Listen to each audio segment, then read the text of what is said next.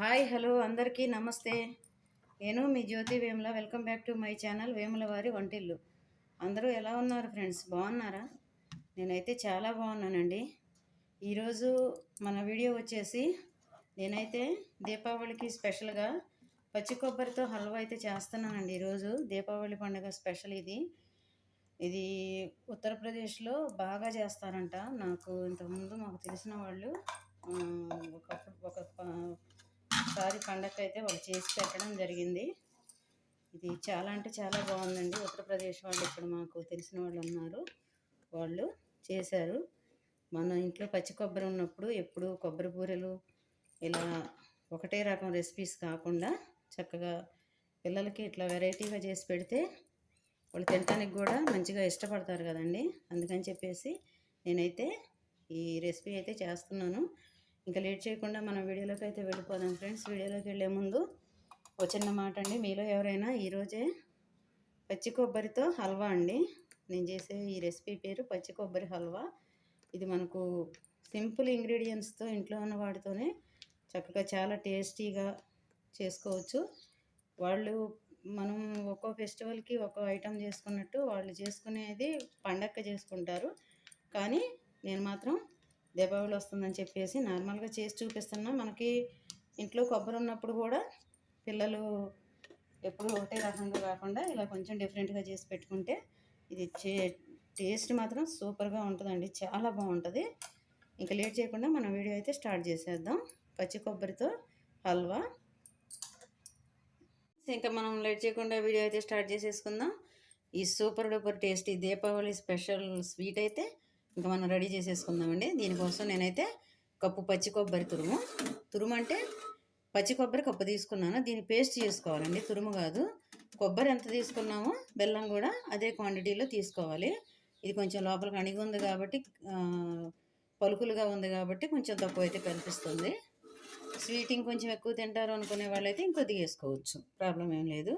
ఇక దీనికి సరిపడా నెయ్యి ఒక 4 టేబుల్ స్పూన్లు అయితే పడుతుందండి. ఇంక ఇందులో ఇంపార్టెంట్ ఐటమ్ ఏంటంటే ఇది కంపల్సరిగా దీనివల్లనే దీనికి ఈ హల్వాకి డబుల్ టేస్ట్ అయితే వస్తుందండి. ఇది 2 చెంచాలు, ఒక 2 టేబుల్ స్పూన్లు పచ్చిశనగపప్పు, ఒక 2 టేబుల్ స్పూన్లు సగ్గుబియ్యం.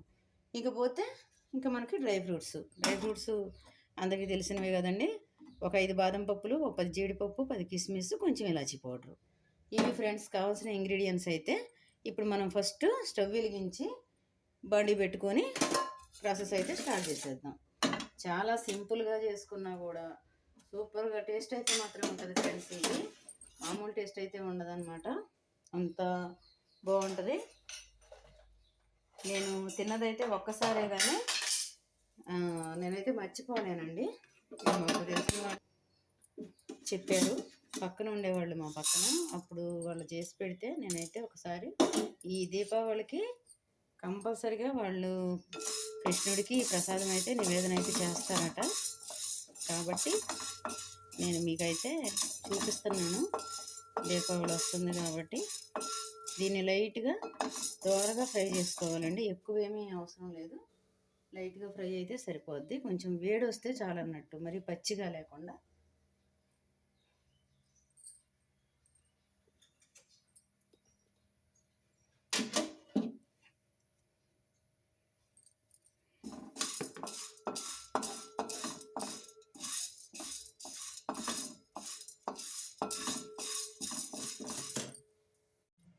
ఇప్పుడు మనం ఏం చేద్దామంటే ఫ్రెండ్స్, జీడిపప్పు కిస్మిస్ అయితే వేగిపోయాయండి. అవి వేగిన తర్వాత ఇప్పుడు మనం మిక్సీ పట్టుకున్న ఈ వేయించి పక్కన పెట్టుకున్న పప్పు ఉంది కదండి, దీన్ని అయితే ఫైన్ పేస్ట్ లాగా పట్టేసుకోవాలి, పౌడర్ లాగా. ఇది మెత్తగా పట్టిన తర్వాత దీనిలోనే ఈ పచ్చి కొబ్బరి ముక్కలు కూడా వేసి మెత్తని పేస్ట్ అయితే పట్టుకోవాలండి, చాలా మెత్తగా, అస్సలు బరకలేకుండా. నేను దీన్ని మిక్సీ అయితే పట్టుకొస్తాను. ఓకే ఫ్రెండ్స్, మనకు కొబ్బరి అయితే ఫైన్ పేస్ట్ లాగా అయితే పట్టేసుకున్నానండి. నేను చాలా మెత్తగా పట్టాను. ఇంత మెత్తగా మాత్రం ఖచ్చితంగా పట్టుకోవాల్సిందే, ఇంత మెత్తగా అయితే ఉండాలి. ఇప్పుడు దీనిలో మనం ఫస్ట్ బెల్లం వేసుకున్నామండి. బెల్లం వేసుకొని బెల్లంలో కొద్దిగా వాటర్ వేద్దాం. ఎక్కువ వాటర్ అయితే అవసరం లేదు.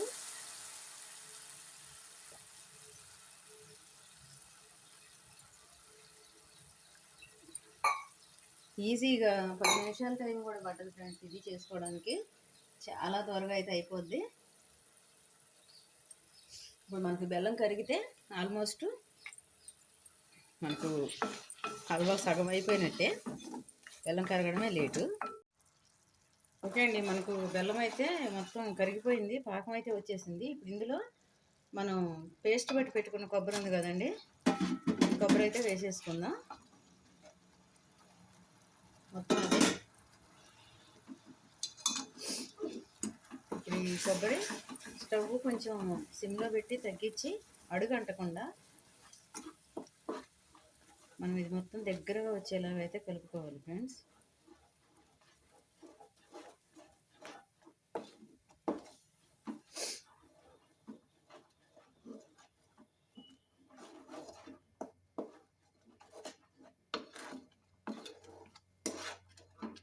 ఇది ఉడకడానికి అయితే కొంచెం టైం అయితే పడుతుందండి నిదానంగానే వేసిన తర్వాత. ఇందులో ఒక స్పూను నెయ్యి వేసుకున్నాం. కొద్దిగా అందులో పట్టిన దాన్ని బట్టి అయితే నెయ్యి వేసుకోవాలండి. నేనైతే కొంచెం ఫుడ్ కలర్ అయితే యాడ్ చేస్తున్నానండి, కొంచెమే జస్ట్.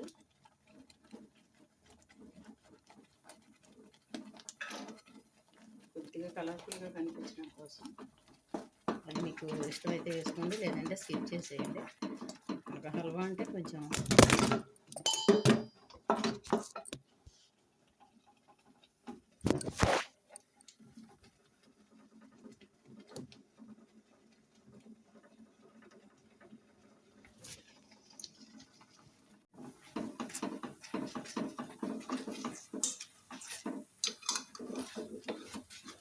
మొత్తం అయితే దగ్గరకు వచ్చేస్తుంది ఫ్రెండ్స్. ఇప్పుడు మళ్ళీ కొద్దిగా నెయ్యి అయితే వేసుకుందామండి.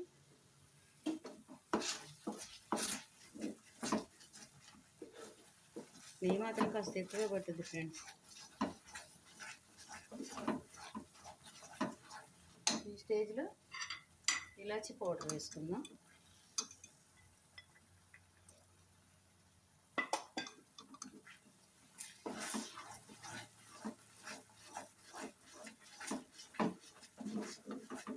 మొత్తం అయితే దగ్గరగా వచ్చేయాలండి కంప్లీట్గా. మనకు అడుగు అంటకుండా మాత్రమే తిప్పుకుంటూ ఉండాలి. ఇది కంపల్సరీగా తిప్పుతూనే ఉండాలండి. ఈ హల్వా తయారయ్యే వరకు మనం తిప్పడం మాత్రం ఆగకూడదు. నాకు మొత్తం మీద 3 టేబుల్ స్పూన్లు నెయ్యి అయితే పట్టింది. కొద్దిగా అయితే వేస్తున్నాను, ఇంక ఇదే ఫైనల్. ఇంకా నెయ్యి మనం వేయాల్సిన పని లేదు.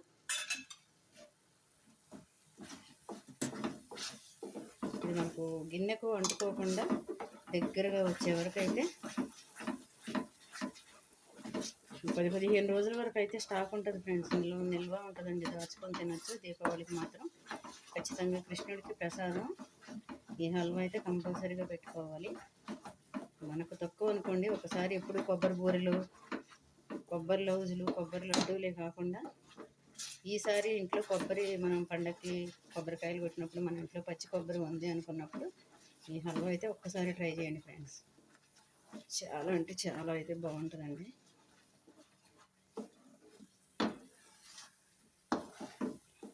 ఇట్లా మొత్తం ముద్దగా అయితే వచ్చేసేయాలి. ఆల్మోస్ట్ దగ్గర పడ్డట్టే. ఒక 2 నిమిషాలు ఉంచితే అయిపోయినట్టు అండి. అంచులకి అతుక్కోకుండా గిన్నెకి కేవలం మనం అడుగు అంటకుండా మాత్రమే జాగ్రత్త పడితే సరిపోతుంది ఫ్రెండ్స్.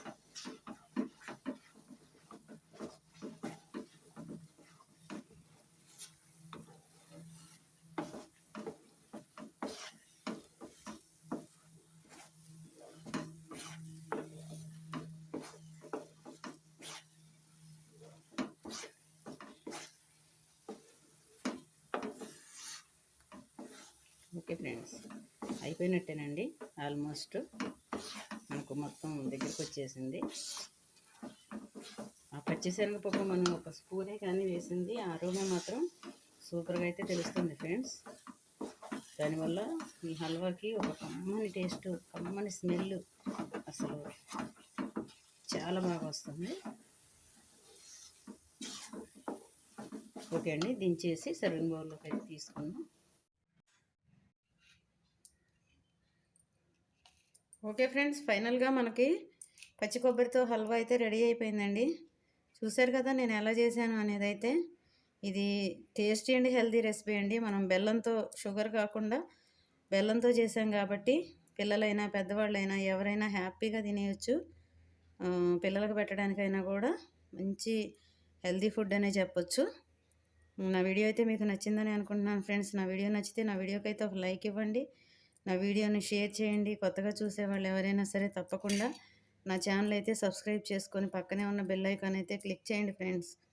ఈజీగా ఇంట్లో ఉన్న దాంతోనే పాకం పట్టే పని లేకుండా కొత్తగా చేసేవాళ్ళైనా సరే ఈజీగా చేసుకునే రెసిపీ అయితే ఇదండి. మీరు కూడా చేసుకొని తిని తప్పకుండా ఈ దీపావళి పండగకి ఎంజాయ్ అయితే చేయండి ఫ్రెండ్స్. ఓకేనా?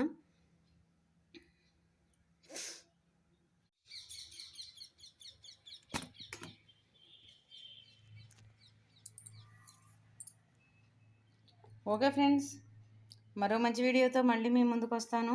మీ జ్యోతి వేముల. కొత్తగా చూసేవాళ్ళు మాత్రం సబ్స్క్రైబ్ చేసుకొని గంట కొట్టడం మాత్రం మర్చిపోకండి.